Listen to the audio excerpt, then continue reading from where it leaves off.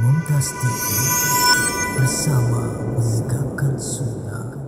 Alhamdulillahi Rabbil Alamin. Wassalatu wassalamu ala ashrafil mursalin Nabiyyina wa maulana Muhammadin wa ala alihi wa sahbihi ajma'in. Wa ashhadu an la ilaha illallah wahdahu la syarika lah. Wa ashhadu anna Muhammadan abduhu wa rasuluh sallallahu alaihi wa ala alihi wa sahbihi wa man tabi'ahum bi ihsanin ila yaumiddin. Alhamdulillah, puji syukur kita haturkan kehadirat Allah Azza wa Jalla. Di pagi hari ini kita bisa belajar bersama.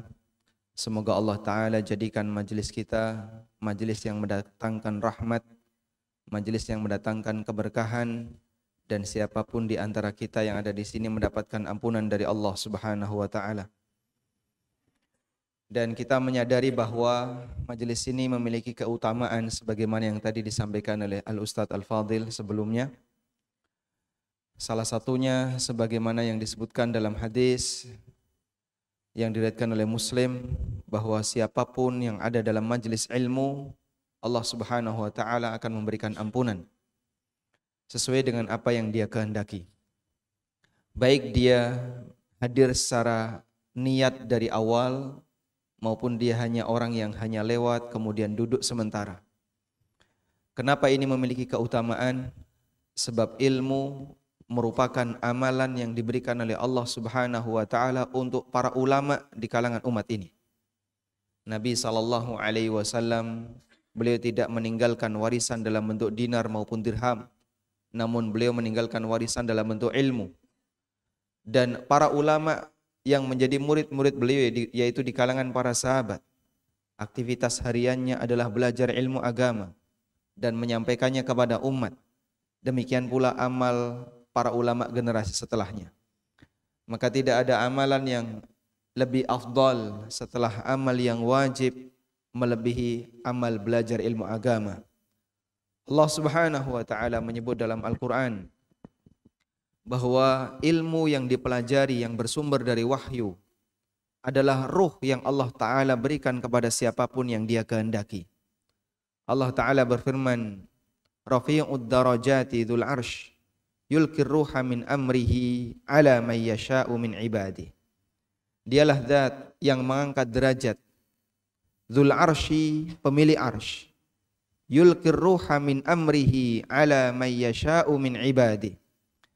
Dan dia memberikan ruh min amrihi, dari ketetapannya, ala man yasha'u min ibadih, kepada siapa saja yang dia kehendaki di antara hambanya. Ayat ini tadi kita dengar dalam salat subuh di rakaat yang keberapa? Tadi imam salat subuh baca surat apa? Al-Fatihah. Imam membaca surat Ghafir. Dan di ayat 15 Allah Subhanahu wa Ta'ala berfirman di surat Ghafir, Rafi'ud darajat dzul arsy, dialah yang mengangkat derajat para hamba, pemilik arsy, yulkir ruha min amrihi ala man yasha'u min ibadi, dia memberikan ruh dari ketetapannya. Wa amrullahi naw'an, dan ketetapan Allah itu ada dua.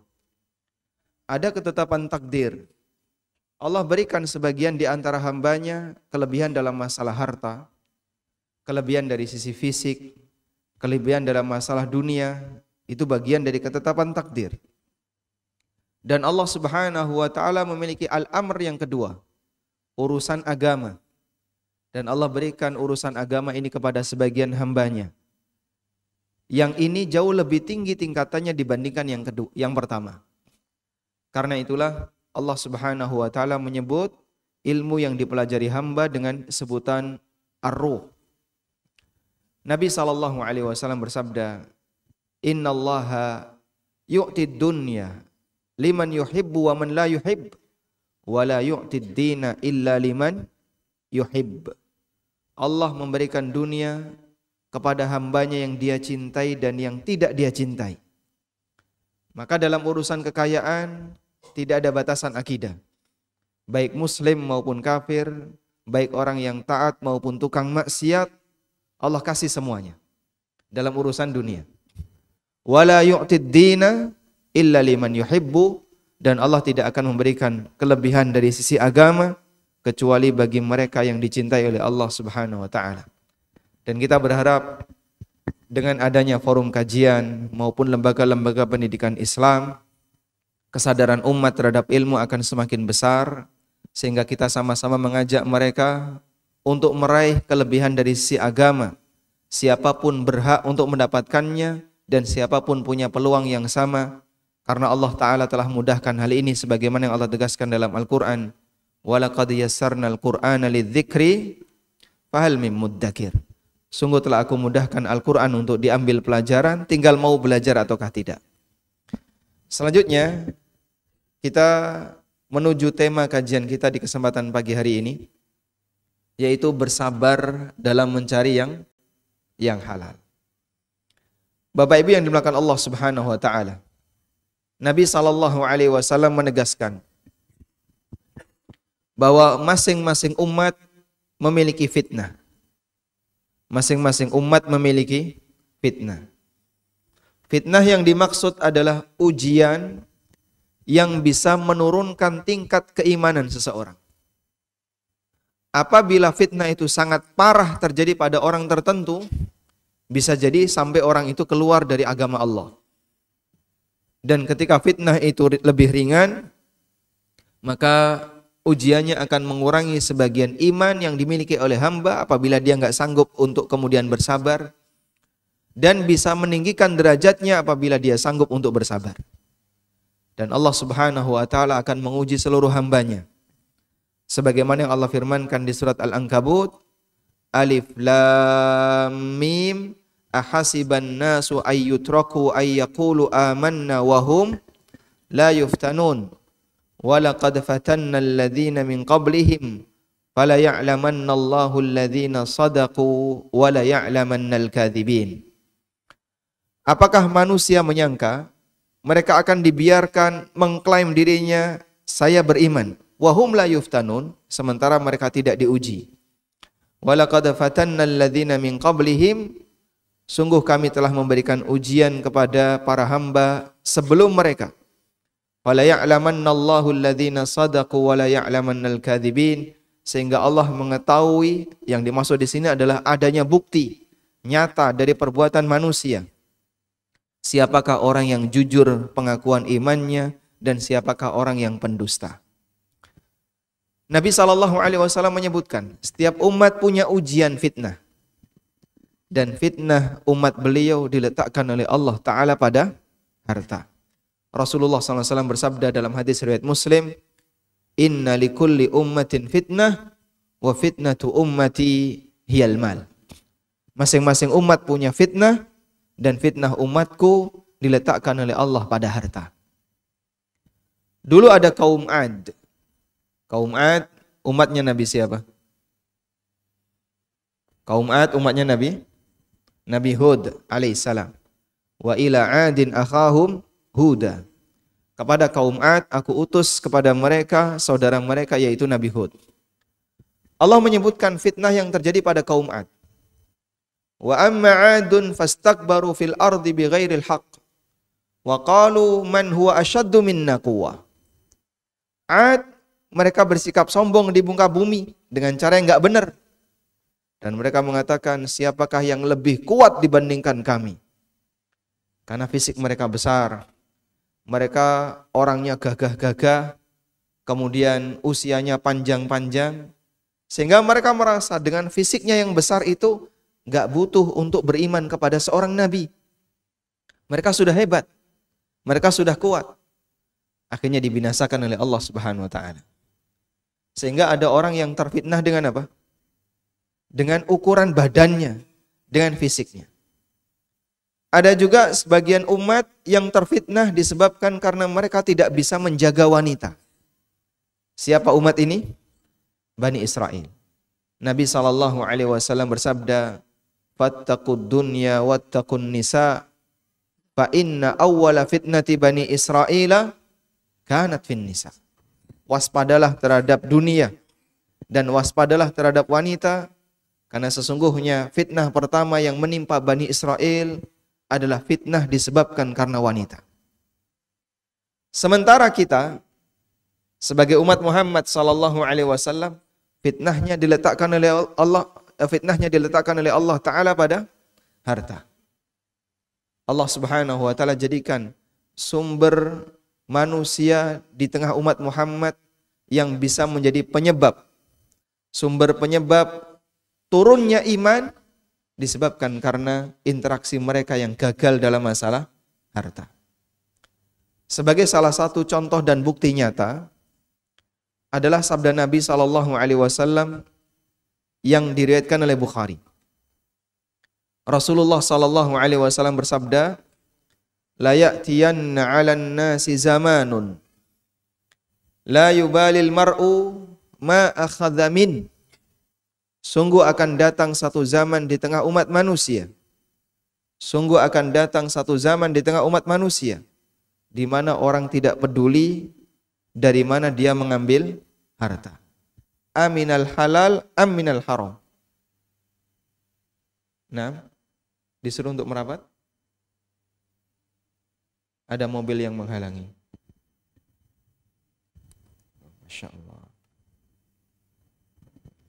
Mobil Grand Max BG 11 S7. Baik. Tetap fokus ke depan, Pak ya. Jangan lihat yang keluar. Barangkali mau ke toilet kan. Kita ulang ya. Disebutkan dalam hadis riwayat Bukhari, Nabi sallallahu alaihi wasallam bersabda, "La ya'tiyanna 'alan nasi zamanun la yubalil mar'u ma akhadha min." Akan datang satu zaman di tengah umat manusia di mana orang tidak peduli dari mana dia mengambil harta. Aminal halal, aminal haram. Apakah dia mengambil dari yang halal ataukah dia mengambil dari yang haram? Apa yang dimaksud orang ini tidak peduli dalam mencari harta? Ada dua makna. Makna yang pertama, dan ini yang paling banyak terjadi di masyarakat. Orang tidak pernah punya kepedulian untuk belajar fikih muamalah. Sehingga dia tidak tahu batasan halal haram dalam berbisnis. Dia tidak tahu batasan mana yang boleh, mana yang dilarang dalam muamalah yang dia lakukan. Dan umumnya para pelaku pasar, orang-orang yang berdagang tentang fikih jual beli paham atau tidak? Umumnya paham atau tidak? Tidak paham. Baik, di sini yang pengusaha boleh angkat tangan? Yang pengusaha. 1, 2, 3, 4, 5. Yang lainnya ASN. Atau karyawan? Serabutan. Masya Allah. Atau takut angkat tangan ya? Baik, yang tadi angkat tangan, coba saya tanya ya. Dulu di zaman Umar, idealisme seperti ini dijaga. Sehingga siapa yang berdagang, siapa yang berbisnis, di zaman Amirul Mukminin Umar bin Khattab radhiyallahu anhu disyaratkan dia harus paham fikihnya. Kalau tidak diapain Pak? Diusir dari pasar dan tidak boleh berdagang di sana. Kalau misalnya standar seperti ini kita terapkan di zaman kita, kira-kira gimana Pak? Ya, sepi itu pasar Pak ya. Dominan kaum muslimin, mereka yang dagang di pasar, yang dagang di pinggir jalan, rata-rata di antara mereka nggak paham tentang yang namanya fikih muamalah. Nggak ngerti tentang fikih jual beli, nggak ngerti tentang riba, nggak tahu bagaimana batasan riba dan seterusnya. Padahal banyak sekali peringatan yang diberikan oleh para sahabat, seperti yang disampaikan oleh Umar bin Khattab radhiyallahu anhu, la yabi'u fi suqina illa man tafaqqaha wa illa akala riba sya'a am aba. Tidak boleh berdagang di pasar ini kecuali orang yang faham fikihnya, karena kalau tidak dia akan makan riba sadar maupun tidak sadar. Hal yang sama juga pernah disampaikan oleh sahabat Ali bin Abi Thalib radhiyallahu anhu. Ali bin Abi Thalib radhiyallahu anhu pernah mengatakan, "Man ittajara qabla ayyatafaqqaha irtatama fir riba thumma irtatam. Barang siapa yang berdagang sementara dia enggak paham tentang fikihnya akan terjerumus ke dalam riba, kemudian semakin terjerumus, kemudian semakin terjerumus." Contoh kasus yang barangkali mungkin di sebagian tempat, di sebagian masjid ini terjadi. Ada takmir ngitung uang infak Jumat. Lalu setelah dihitung dapat uang 95.000 rupiah. Ada salah satu jamaah pengen nukerin uang receh itu. Biasanya 95.000 itu utuh atau receh? Infak loh ini. Infak biasanya apa? Receh. Karena ini uang receh, ada orang yang tertarik. Pak, saya punya toko, saya tertarik untuk nuker duit ini. Berapa totalnya? 95.000 rupiah. Lalu dia kasih uang 100.000, yang 5.000 sekalian jadi infak tambahan. Sudah? Boleh atau tidak? Boleh atau tidak? Boleh ya? Atau tidak? Ragu ini ya. Masya Allah. A boleh, B tidak boleh, C tidak tahu. Pilih mana? Tayyib. Praktek seperti ini masuk jual beli atau tidak? Masuk jual beli atau tidak? Termasuk? Baik. Namanya jual beli apa? Jual beli uang. Namanya jual beli apa? Sarf. Namanya sarf. Sebab transaksi jual beli dilihat dari objeknya itu ada 3 ya. Ada tukar menukar barang dengan barang yang disebut dengan jual beli muqayadah. Ada tukar menukar uang dengan uang yang disebut dengan apa tadi? Sarf. Dan ada tukar menukar barang dengan uang. Itu merupakan al-bai' sebagaimana yang sering kita lakukan. Al-bai' jual beli biasa sebagaimana yang sering kita lakukan. Tayyib. Berarti sarf termasuk jual beli. Sudah? Dari kasus yang terjadi tadi, Anda menemukan pelanggaran apa saja? 1, jual beli di masjid. Karena takmir nuker itu di masjid. Yang kedua, tidak sama nih nilai. Dan tukar menukar uang dengan uang syaratnya wajib sama. Kalau tidak sama gimana? Riba apa namanya? Riba fadl. Sudah? Riba fadl. Baik. Adanya pelanggaran ini sering nggak terjadi di masjid, Pak? Mungkin cukup banyak. Dan nggak ada perasaan berdosa. Sebab orang tidak tahu kalau ternyata ini termasuk bagian yang dilarang dalam aturan fikih muamalah. Baik. Kalau ini dilarang, sekarang bicara solusi. Tapi Pak, takmir butuh seperti ini. Kira-kira solusinya bagaimana agar diperbolehkan? 1, keluar, biar nggak di masjid. Yang kedua, yang ribanya. Nilainya sama. Tapi ini kotak infaknya cuma 95.000. Sementara duitnya orang ini 100.000. Disumbangin dulu yang 100.000. Alhamdulillah. Selesai masalah. Gimana solusinya? Gimana solusinya? Solusinya orang tadi ngasih uang 5.000 ke takmir masjid. Sudah, ini infak saya 5.000. Genap jadi berapa? 100. Nah sekarang silahkan dilakukan saraf dengan nilai yang sama. Kalau seperti ini dilakukan boleh atau tidak? Yang penting sama dan tunai. Contoh seperti ini barangkali banyak sekali masyarakat yang nggak ngerti. Sehingga ketika disampaikan dalam masalah tukar menukar uang umum ya, terjadi misalnya apa? Ada yang terlambat, ada yang tidak dibayarkan langsung tunai, yang ini 50.000, yang ini 30.000, nanti yang 20.000 menyusul. Praktek ini masuk dalam kategori apa? Riba nasi'ah. Masyarakat melakukannya sementara dia tidak sadar kalau itu bagian dari riba. Makanya betul apa yang disampaikan Nabi SAW. La yubalil mar'u ma akhadha min aminal halal aminal haram. Orang tidak peduli dari mana dia mengambil harta, apakah dari yang halal ataukah dari yang haram. Makna yang pertama adalah orang tidak peduli dengan belajar fikih muamalah, tidak kenal batasan mana riba dan mana yang bukan riba, tidak kenal batasan mana halal mana haram. seorang ulama yang bernama Abu Yusuf, murid seniornya Abu Hanifah rahimahumallah, pernah didatangi oleh seseorang. Kenapa Anda tidak menulis ala taktub fi mas'alati zuhud? Kenapa Anda tidak menulis tentang masalah zuhud? Lebih fokus dalam masalah fikih. Lalu kata Imam Abu Yusuf, laqad katabtu fil halali wal haram. Aku sudah menulis buku yang berisi tentang pembahasan halal haram.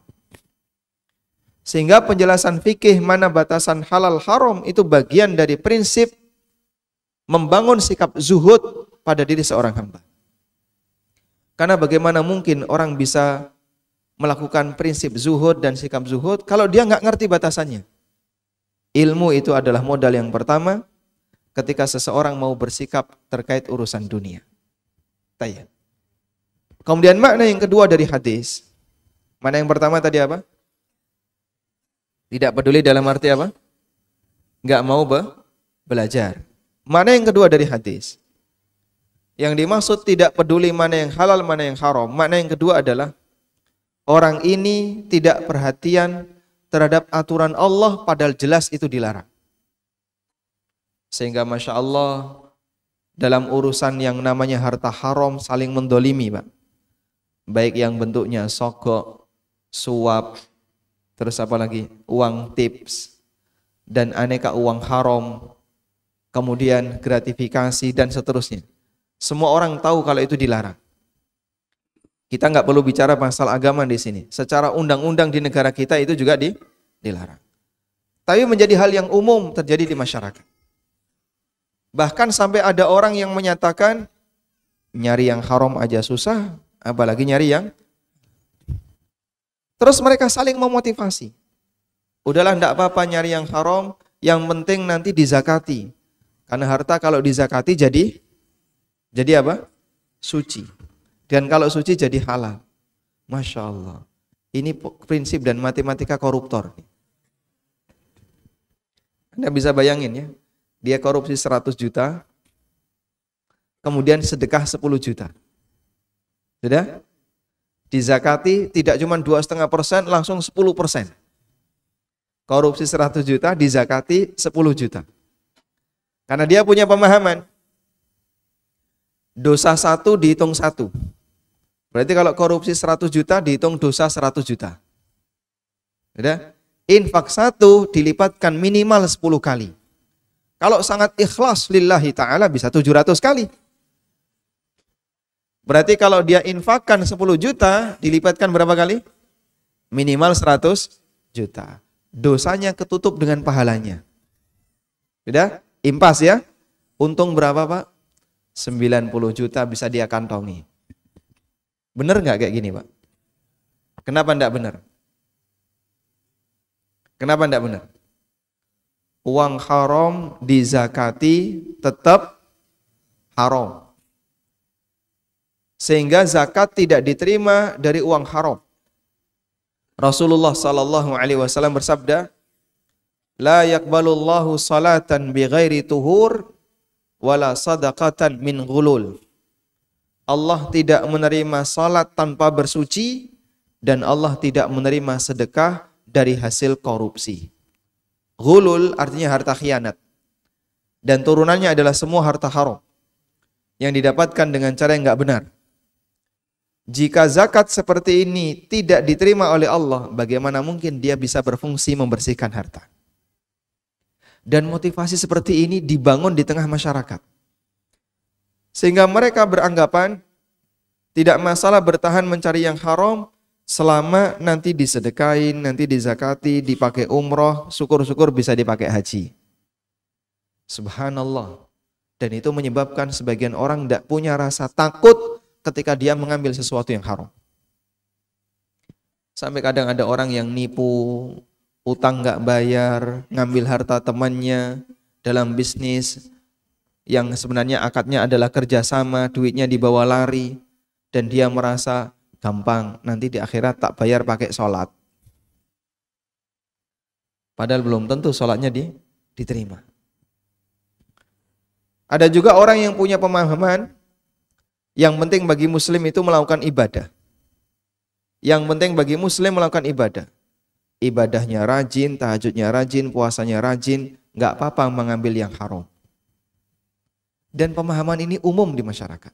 2 kali saya mendengar seperti itu, Pak. 2 kali saya mendengar seperti itu. Salah satu anggota dewan ya, di Jogja, di Sleman. Itu sempat ngomong kayak gitu. Dia punya pemahaman kayak gitu. Dia tahu yang namanya sogok itu enggak boleh. Tapi bagi dia, sudah enggak apa-apa. Yang penting itu tahajud, poso sunnah, ibadah, zikir yang rajin, semuanya hilang. Kalau kayak gini jadi prinsip seseorang, dia mengambil harta haram, ada enggak perasaan takut? Dan ketika orang sudah tidak ada perasaan takut dalam masalah ini, dia akan semakin pemberani dalam berbuat maksiat. Baik, terkadang manusia memotivasi dirinya untuk bermaksiat dengan cara pada saat di tengah dia berbuat maksiat punya rencana, nanti setelah ini kita tobat. Berencana untuk tobat di saat sedang melakukan maksiat, dan pada saat dia melakukan maksiat dia nggak tobat. Berencana untuk tobat di saat mau melakukan maksiat, itu menyebabkan dia nggak takut bermaksiat. Allah sebutkan dalam Al-Quran. Dulu ada orang yang membunuh saudaranya sendiri, padahal saudaranya adalah seorang nabi. Siapa itu? Saudaranya Nabi siapa? Yusuf alaihissalam. Mereka saat rapat untuk melakukan makar bagaimana caranya menyingkirkan Yusuf dari rumah ini, salah satu di antara mereka mengatakan, uqtulu Yusufa awit rahuhu ardon yakhlu lakum wajhu abikum wa takunu min ba'dihi qauman salihin. Bunuh Yusuf atau buang dia ke padang pasir. Nanti biar dia nggak ada di hadapan kita, sehingga kalian menjadi orang kasih sayang yang disayangi oleh bapak kalian. Kemudian apa yang mereka katakan? Wa takunu min ba'dihi qauman salihin. Dan setelah membunuh Yusuf, kita bareng-bareng jadi orang soleh. Coba bayangkan, ada orang berencana untuk berbuat maksiat, tapi di saat yang sama dia merencanakan setelah ini kita akan tobat, nanti bareng-bareng haji dan umroh jadi orang soleh. Gimana kira-kira Pak? Semakin semangat untuk berbuat maksiat. Dan umum seperti itu di masyarakat. Udahlah enggak apa-apa, ini diterima saja. Nanti setelah ini jangan lupa tahajud ya. Sedekahi dikit, jangan lupa dipakai umroh. Bila perlu wakaf masjid sebagian. Hilang semua dosanya. Subhanallah. Kalau seperti ini terjadi, orang jadi tidak punya perasaan takut terhadap hukum Allah Subhanahu wa taala. Makanya perlu diwaspadai ya. Sebenarnya itu bagian dari motivasi yang diberikan oleh setan agar menjaga manusia istiqomah dalam maksiat. Sehingga dia bertahan. Tidak apa-apa melakukan seperti ini, beban dosamu akan hilang dengan ibadah yang kau lakukan setelahnya. Keberanian orang dalam berbuat maksiat menyebabkan dia tidak terbebani dengan perasaan takut sama sekali. Dan itu sangat berbahaya. Makanya banyak sekali dalam Al-Quran Allah ingatkan, fattaqun nar, takutlah kamu terhadap neraka. Takutlah kamu terhadap hukuman Allah Ta'ala. Karena dengan cara seperti ini, satu-satunya cara agar orang bisa menghentikan dirinya dari perbuatan maksiat. Baik. Ada juga sebagian orang yang dia memotivasi dirinya ketika berbuat maksiat dengan mengatakan, nanti kalaupun masuk neraka kan paling cuman sebentar. Kalau masuk neraka paling cuman sebentar. Siapa yang punya pernyataan seperti ini, Pak? Yahudi. Allah ceritakan di surat Al-Baqarah. Gimana bunyi ayatnya? Wa qalu lan tamassana an-naru illa ayyaman ma'dudat. Mereka mengatakan, kamu tidak akan tersentuh neraka kecuali cuma beberapa hari saja. Jadi nggak usah takut dengan sikap-sikap seperti ini. Santai aja. Nanti kalau pun nyemplung neraka kan paling sebentar. Setelah itu masuk surga. Sehingga dia memotivasi dirinya sendiri untuk bertahan dalam kemaksiatan, memotivasi dirinya sendiri untuk bertahan dalam perbuatan durhaka, dengan punya keyakinan. Nanti kalaupun kita masuk neraka kan paling cuman sebentar. Siap, dia sadar kalau ini salah. Dia sadar kalau ini salah. Makanya menurut mereka kita terancam dengan neraka ini. Kita terancam dengan hukuman. Namun neraka ini kan paling cuman sebentar. Sehingga tahu kalau ini salah, tapi menurut keyakinan dia kesalahan ini nanti kalaupun dihukum di neraka cuman sebentar. Subhanallah. Dan penyakit Yahudi ini diimpor oleh kaum muslimin. Sehingga sebagian di antara umat Muhammad SAW punya pemahaman tidak masalah melakukan praktek kejahatan dalam masalah agama, tidak masalah melakukan kemaksiatan, kalaupun nanti masuk neraka paling cuman itu sangat berbahaya jamaah. Dan umum kayak gitu di masyarakat kita. Baik. Motivasi berikutnya. Yang ini lebih berbahaya daripada yang semuanya tadi. Kalau yang tadi kan dia merasa dengan beban dosanya akan dihukum oleh Allah. Orang pertama dia punya tekad, nanti setelah ini kita tobat. Orang yang kedua punya anggapan, nanti kalaupun dihukum sifatnya hanya sebentar. Yang ketiga ini berbahaya. Kalaupun kamu berbuat dosa, tenang saja sudah ada yang nanggung dosamu. Sehingga ada orang yang punya klaim. Kamu kalau berbuat maksiat, berbuat dosa, melanggar aturan Tuhan dalam bentuk apapun, nanti akan ada sang juru selamat. Di mana dia akan menebus semua dosa manusia. Kecuali kaum muslimin. Padahal kita punya kesalahan apa? Sehingga dosa kita tidak ikut ditebus. Sehingga dengan prinsip seperti ini, akhirnya dia semakin berani berbuat apa? Berbuat dosa. Jadilah orang yang serba permisif, serba boleh. Mabuk boleh, makan babi boleh, berbuat zina yang penting saling ridho boleh, apapun boleh dilakukan, tidak ada perasaan berdosa, buka-buka aurat boleh, tidak ada perasaan berdosa, yang penting pokoknya tidak ganggu orang lain. Karena ganggu orang lain itu sifatnya adalah aturan formatif yang terjadi di masyarakat. Tidak boleh ganggu orang lain, sebagaimana dia tidak mau diganggu. Bukan karena alasan agama, tapi karena aturan umum yang terjadi di masyarakat. Namun aturan Tuhannya mereka larang. Mereka langgar semuanya. Dengan anggapan nanti sudah ada sang juru penebus dosa. Dan itu terjadi di kalangan kaum muslimin. Bapak kalau nanti ketemu malaikat, sampaikan saja saya adalah muridnya Kiai Kanjeng Sinten. Nanti kalau sudah lapor seperti itu, malaikat akan takut kalau menghukum Bapak. Dia nggak berani. Pernah nggak kita diajari kayak gini dalam agama kita, Pak? Tidak ada. Agama kita mengajarkan prinsip yang sebaliknya. Masing-masing orang akan mempertanggungjawabkan amalnya.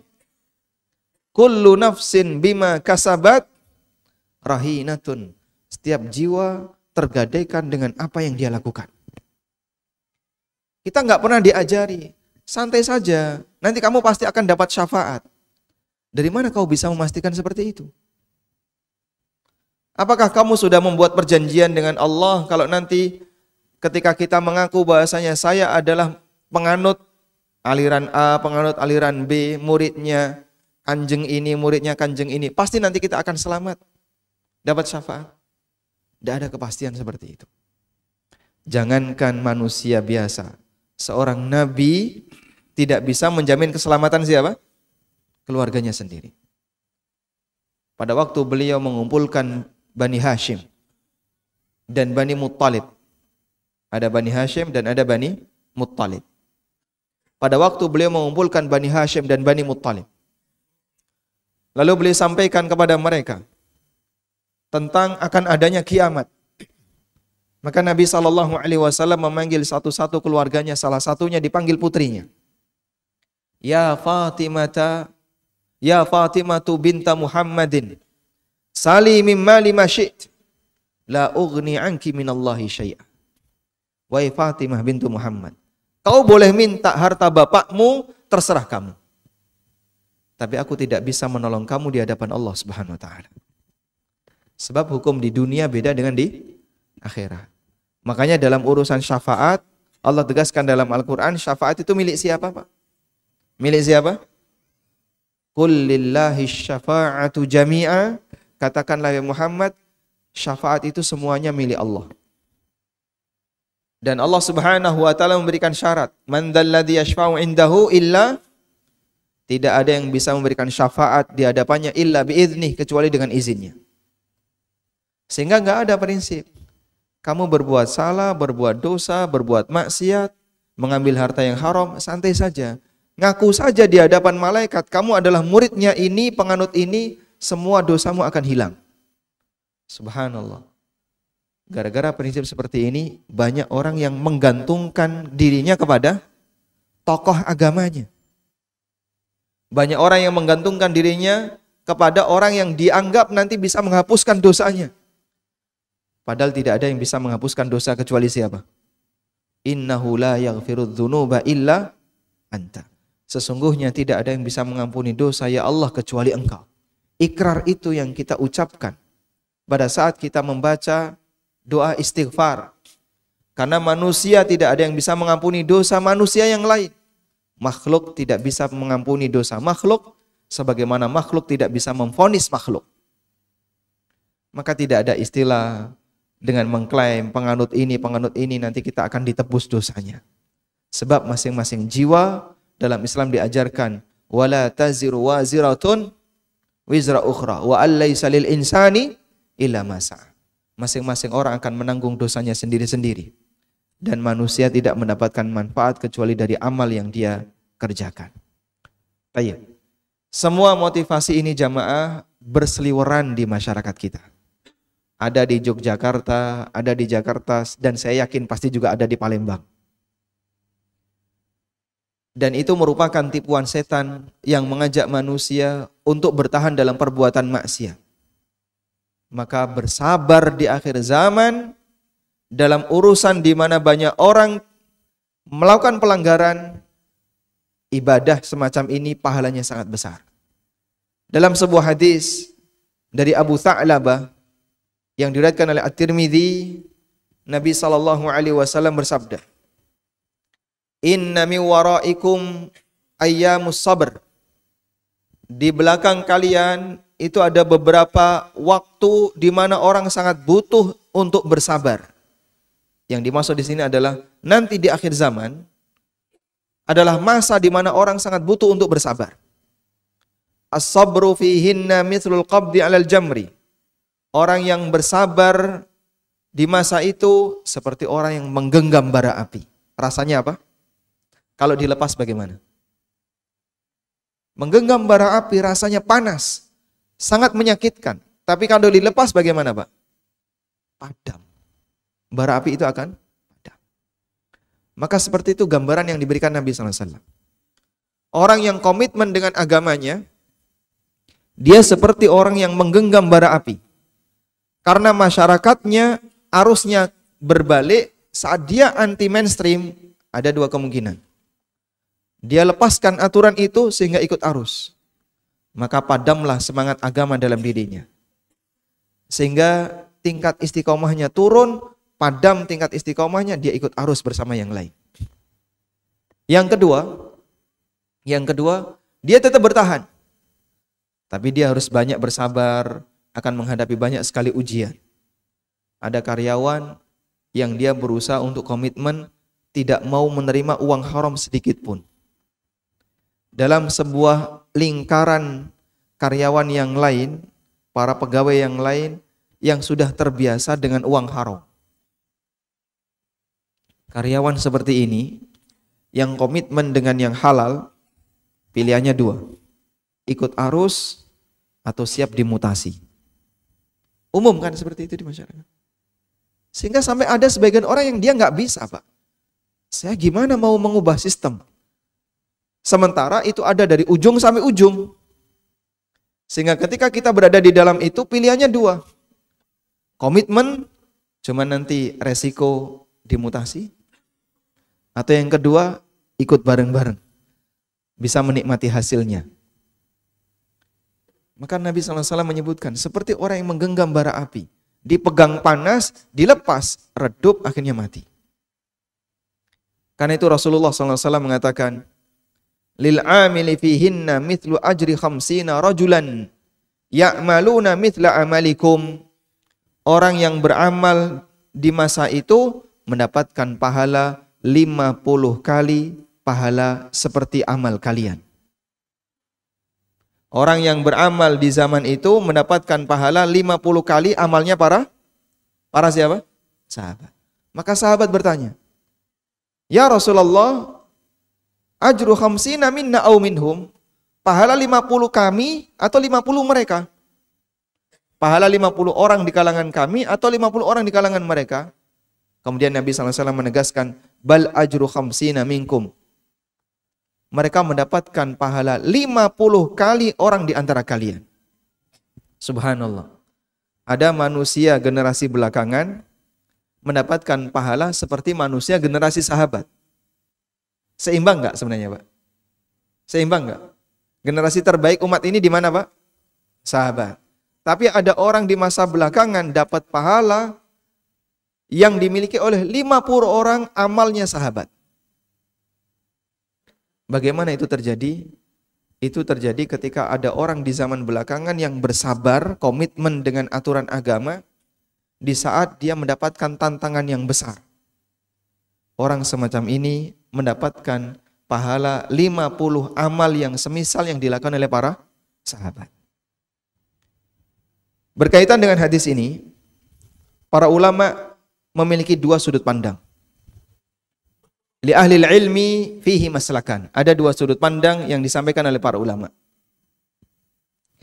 Sudut pandang yang pertama, bahwa yang dimaksud amalan yang mendapatkan janji dikasih pahala 50 kali amal sahabat.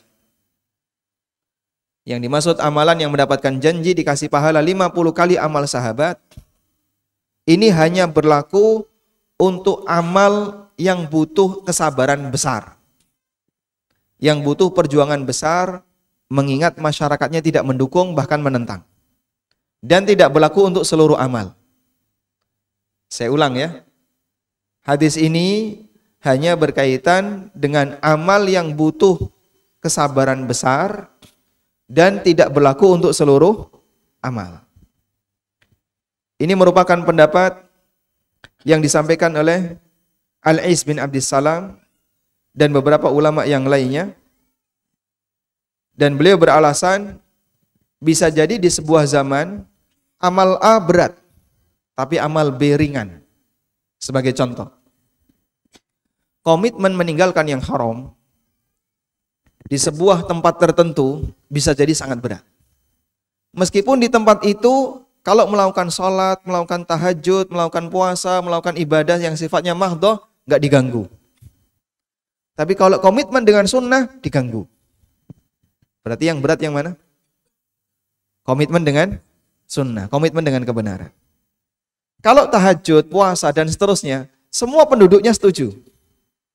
Bahkan dimotivasi. Makanya sampai ada tadi ya, kamu ngambil yang haram tidak apa-apa, yang penting setelah ini jangan lupa sholat, sedekah, tahajud, puasa sunnah. Insya Allah beres. Berarti amal ini mereka menentangnya enggak? Tidak. Yang ditentang apa?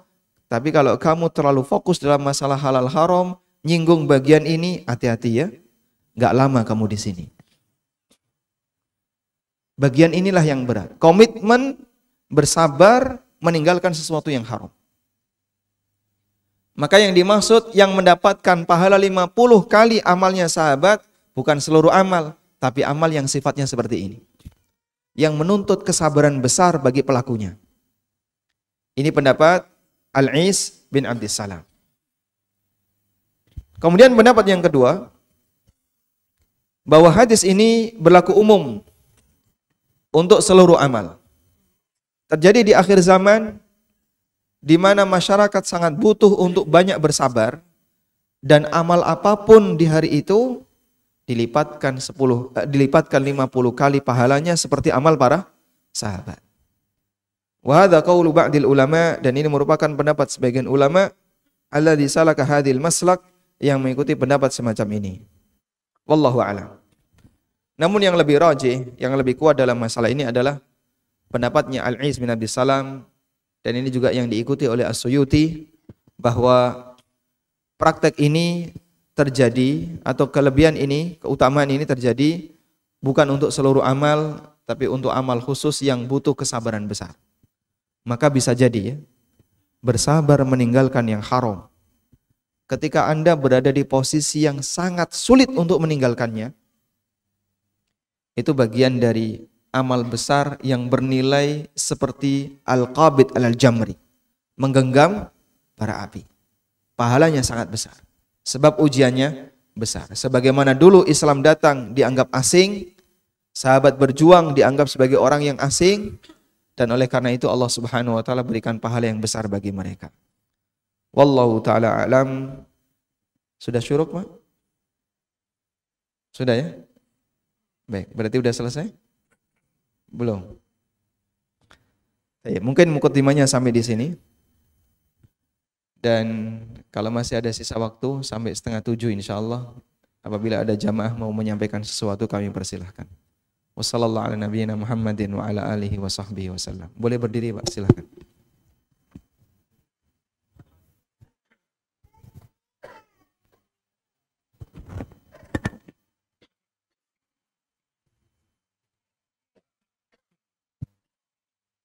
Assalamualaikum warahmatullahi wabarakatuh. Ingin bertanya, Ustaz.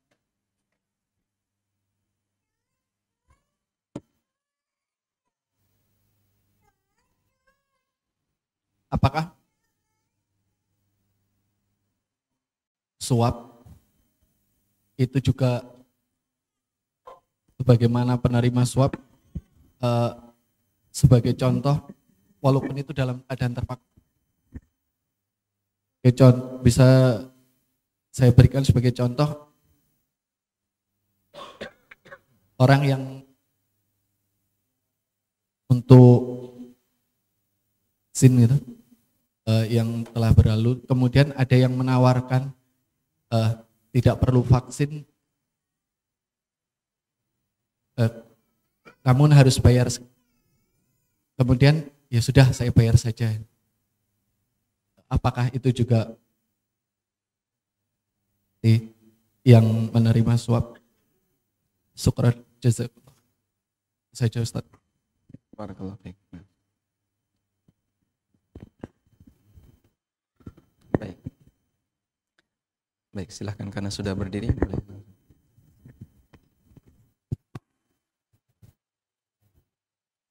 Assalamualaikum warahmatullahi wabarakatuh.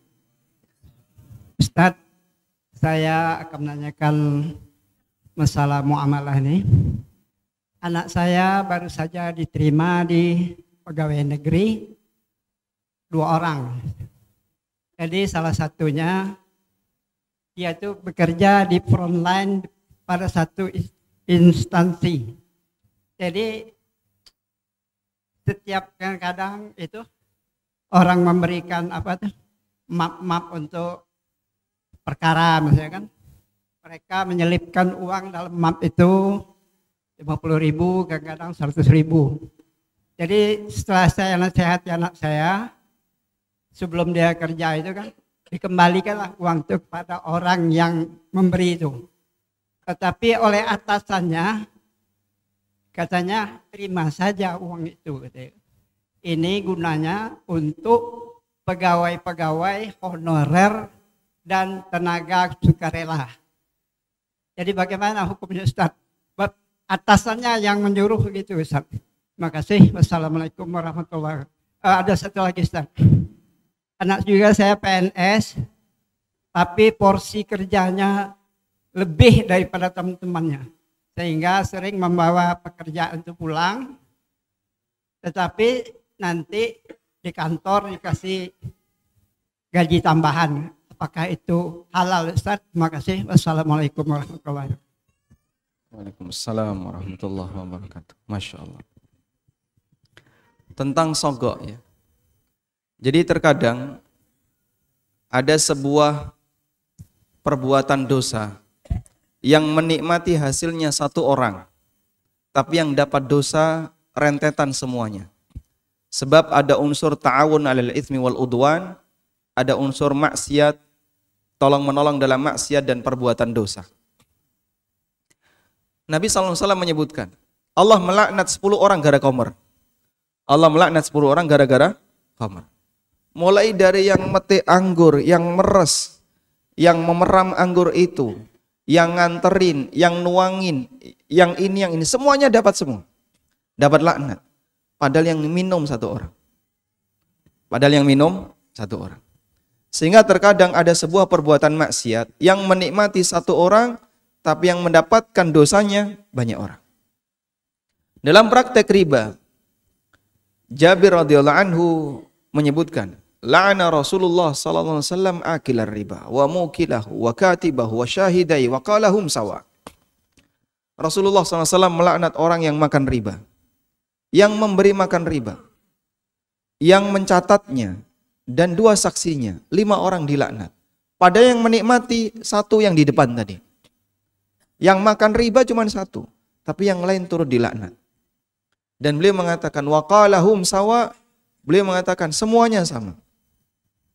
Maka dalam praktek yang dilarang dalam Islam, semua yang turut terlibat di dalamnya dia mendapatkan laknat.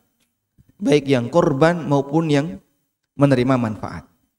Sehingga dalam masalah suap, Nabi SAW menyebutkan ar-rashi wal murtashi finnar. Baik yang nyogok maupun yang nerima sogok, dua-duanya di neraka. Waliyadzubillah. Dalam riwayat yang lain, la'anallahu ar-rashi wal murtashi. Allah melaknat orang yang nyogok dan yang menerima sogok. Allahumma illa, kecuali dalam satu kondisi, yaitu sogok dalam rangka mengambil hak. Contoh, Anda ikut tender, lalu menang dengan cara yang normal. Kemudian atas dasar itu Anda bekerja. Selesai pekerjaan itu Anda serahkan, dilakukanlah serah terima. Ada berita acara serah terima. Tapi atasan kepala divisi tidak mau tanda tangan berita acara serah terima itu, kecuali jika ada sesuatu yang dikasihkan. Sudah? Akhirnya diajak ketemuan baik-baik, Pak, kalaupun Bapak tidak mau di kantor, tidak apa-apa di rumah saya. Tetap tidak mau, kecuali harus deal-dealan dulu. Saya mintanya sekian. Kalau mau, saya tanda tangan. Karena kalau tidak ada berita acara, kan dia nggak bisa minta haknya. Kalau mau saya tanda tangan, kalau enggak ya sudah, digantung. Sudah?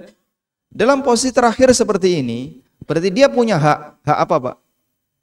Dia punya hak apa? Hak untuk mendapatkan pembayaran. Karena dia sudah menunaikan kewajiban dia. Dalam akad seperti ini dia tunaikan kewajiban dia, berarti dia punya hak pembayaran. Saat haknya ditahan oleh orang lain, dan itu oknum. Jangankan bicara urusan agama, secara hukum negara ini melanggar hukum. Dan orang semacam ini kalau dilaporkan, bisa lebih ganas daripada ketika tidak dilaporkan. Saat dilaporkan, dia bisa cari celah banyak gitu kan. Sehingga mungkin dia akan nyangkut kanan, nyangkut kiri. Subhanallah. Budaya semacam ini mau sampai kapan harus berhenti di Indonesia? Budaya seperti ini sampai kapan harus kita pertahankan? Dan semua orang tersiksa dengan budaya seperti ini. Baik pelaku korupsi itu maupun masyarakatnya. Karena pelaku yang menerima duit itu juga nggak tenang ketika menerima duit. Makanya dia nggak mau pakai transfer. Maunya apa, Pak? Cash. Ketika cash, berani nggak dia di kantor? Berani dia di kantor? Nggak. Dia cari di mana? Di warung kopi, di luar kantor. Dan itu pun ketika menerima WA-nya, Pak, Masya Allah, Pak. Dia bisa jadi punya 5 HP. Dengan nomor yang berbeda-beda. Karena khawatir dipantau. WA-nya disembunyikan. Setelah menerima, dia masih punya perasaan takut. Ujian paling berat yang diberikan oleh Allah, penerima uang haram, dia dicabut kemampuan dia dalam menikmatinya. Gak tenang dia. Takut. Itukah yang dimaksud dengan orang yang bisa menikmati dunia? Sehingga saat dia dikasih rasa takut dalam menerima harta, bisa nggak dia tenang, Pak? Ketakutan, Pak. Dan ketakutan itu berlanjut terus. Sehingga dia khawatir, deg-degan, meskipun dia di posisi atasan, kepala kantor yang menentukan kebijakan keuangan di dalam situ. Tapi dipenuhi dengan dihantui dengan rasa takut. Sampai kadang dia ketika mau belanja sesuatu dia nggak berani. Ada salah satu kawan yang bercerita. Kawan saya punya teman main badminton, karena sama-sama senang main badminton ya. Nah temannya ini salah satu pejabat di sebuah instansi pemerintah. Pensiun baru beli mobil mewah. Setelah pensiun baru beli mobil mewah. Terus ditanya, mobil baru Pak ya? Kok baru beli sekarang Pak? Lalu beliau menyebutkan, sebelum pensiun saya tidak berani beli. Subhanallah. Dia punya duit banyak, tapi nggak berani make, nunggu apa? Pensiun. Waktu saya dapat cerita itu, saya batin. Andai kan sehari sebelum pensiun dia mati. Besok pensiun, hari ini dia mati. Dia ngumpulin dosa-dosa dengan uang-uang yang bermasalah tadi. Tinggal 1 hari mau menikmatinya, hilang nyawanya. Siapa yang nanggung maksiat? Dia nanggung dosa. Siapa yang menikmatinya? Istrinya kawin lagi. Orang lain yang menikmati sementara dia yang nanggung dosa. Subhanallah. Itukah yang dimaksud dengan orang yang bahagia dengan harta?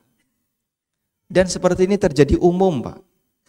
Semua orang mengakui penerima uang haram dalam hal seperti ini hidupnya nggak tenang. Itu hukuman pertama yang diberikan oleh Allah Ta'ala bagi mereka yang menerima uang haram. Dicabut rasa kemampuannya, rasa tenangnya untuk bisa menikmati hartanya. Makanya sampai disimpan di bunker. Itu duit kok disimpan di bunker buat apa? Yang namanya bunker itu kan gudang Pak ya. Ada tikus di situ. Sehingga kadang duitnya itu kurang sebagian. Subhanallah. Makanya kita sebisa mungkin untuk berhati-hati dalam masalah ini. Anda kalau tidak bisa mengambil hak kecuali harus pakai sogok, perjuangkan sebisa mungkin. Mentok tidak bisa Pak, ini tetap harus dikasih. Ya sudah, kasih yang nanggung dosa dia. Sementara yang nyogok tidak berdosa. Dipahami insya Allah? Termasuk misalnya dalam urusan administrasi. Yang namanya identitas, ada administrasi yang melekat sebagai warga negara. Dan semua orang wajib punya. KTP, KK, akte, dan seterusnya. Itu kan administrasi apa? Negara. Tidak membutuhkan kemampuan tertentu ya. Untuk punya KTP, apakah orang itu harus sehat walafiat? Orang sakit boleh nggak punya KTP Pak? Boleh. Untuk punya KTP, apakah orang itu harus kaya? Tidak. Sehingga semua orang berhak punya ini. Sebab ini administrasi yang melekat pada setiap warga. Kalau misalnya ada orang Pak, ngurus seperti ini, KTP, KK, dan seterusnya, identitas, administrasi negara. Semua orang punya hak. Tapi dalam prosesnya, setelah dia ikuti sesuai dengan SOP yang berlaku, prosedur yang berlaku, Pak tertahan di sini Pak, berkas saya. Nggak bisa naik. Terus gimana? Dia minta sesuatu, harus disogok. Nah boleh Anda bawa bambu. Karena dia minta yang nanggung dosa dia. Karena kita sudah melakukan sesuai dengan prosedur. Lain dengan SIM. Kalau yang sifatnya administrasi tambahan, yang itu butuh kemampuan tambahan. SIM butuh kemampuan apa? Butuh kemampuan apa? Bisa mengemudi. Berarti bagi mereka yang sakit penglihatannya, nggak bisa lihat, mungkin nggak punya SIM Pak? Mungkin nggak Pak? Nggak mungkin. Gimana dia bisa mengemudi, beliau nggak bisa lihat? Sehingga dalam kondisi ini misalnya, ada orang yang secara aturan tidak bisa mengemudi. Atau mengemudinya kurang mahir. Sehingga saat tes dia gagal berkali-kali. Nyogok. Ini yang salah yang siapa? Yang salah yang siapa? Dua-duanya salah ya. Yang nyogok dan yang disogok. Praktek ini keduanya dapat dosa. Karena dia belum punya hak untuk dapat SIM, tapi dia nyogok. Paham insyaallah? Jadi ada administrasi yang sifatnya melekat pada setiap warga. Dan ada administrasi yang sifatnya butuh kemampuan tertentu. Administrasi yang butuh kemampuan tertentu seperti ini, semua orang berhak. Atau yang butuh kemampuan tertentu harus melalui tes. Dan siapa yang nggak lulus tes, terlarang bagi dia untuk nyogok. Wallahu a'lam. Kemudian terkait map yang jumlahnya banyak dan setiap map mengandung kertas dan juga amplop ya. Ada isinya enggak, Pak? Ada ya. 50.000, 100.000. Boleh enggak seperti ini diterima? Boleh atau tidak? Boleh atau tidak jamaah? Tidak boleh. Harus dikembalikan ke siapa? Ke orang yang mengajukan. Bukan disimpan, dikumpulin, lalu dipakai untuk gaji para honorer. Sebab gaji honorer ini sudah dianggarkan belum? Dia diterima sebagai karyawan honorer, sudah ada anggarannya tidak? Kalau sudah ada anggarannya, jangan minta ke masyarakat. Termasuk misalnya ada volunteer yang dia bekerja di situ sukarela. Kalau sudah ada seperti itu, jangan minta dari masyarakat karena sudah ada anggarannya. Sehingga ketika dia minta dari masyarakat dengan adanya amplop-amplop liar tadi ya, yang nanggung dosa adalah yang menerima, yang ngumpulin, kemudian yang turut menyalurkan, sehingga tidak boleh untuk diambil.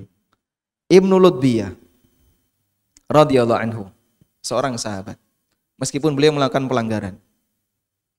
Ibnu Lutbiyah diminta oleh Nabi SAW untuk menarik zakat. Lalu setelah zakat diserahkan kepada Ibnu Lutbiyah, ada salah satu muzaki yang memberikan zakatnya. Ini zakat dari saya dan ini hadiah untuk Anda. Dibawalah pulang ke Madinah. Sampai di Madinah, Ibnu Lutbiyah melaporkan ini kepada Rasulullah SAW. Ya Rasulullah, hadhihi zakatun wa hadhihi hadiyatun li. Ya Rasulullah, ini zakat dan ini hadiah untukku. Ini zakat dan ini hadiah untukku. Lalu apa kata Nabi SAW? Beliau naik mimbar, lalu beliau berceramah memarahi sahabat ini. Meskipun tanpa menyebut nama, kemudian uang itu diambil oleh Rasulullah SAW dan diletakkan di Baitul Mal. Ditaruh di Baitul Mal. Karena itu uang hasil seperti ini tidak boleh diterima untuk pribadi, tapi diserahkan ke kas negara. Jika tidak bisa dikembalikan ke pemilik yang pertama. Dipahami insyaallah ya? Baik. Hindari sebisa mungkin, dan kalaupun ini butuh perjuangan berat karena ada banyak sekali suasana kantor yang tidak memungkinkan, bagi Anda yang bersabar, ingatlah hadis Nabi SAW. Orang yang bersabar ketika itu as-sabru fihi kal qabidi alal jamri. Orang yang bersabar ketika itu seperti orang yang menggenggam bara api. Bersabar terus, insya Allah mendapatkan pahala sebagaimana yang dijanjikan. Wallahu ta'ala alam. Mungkin demikian yang bisa kita sampaikan. Semoga apa yang sedikit ini bermanfaat. Wassallallahu ala nabiyyina Muhammadin wa ala alihi wa sahbihi wa sallam. Wa akhiru da'wana anilhamdulillahi rabbil alamin. Subhanakallahumma wa bihamdika. Asyhadu an la ilaha illa anta astaghfiruka wa atubu ilaik. Wassalamualaikum warahmatullahi wabarakatuh.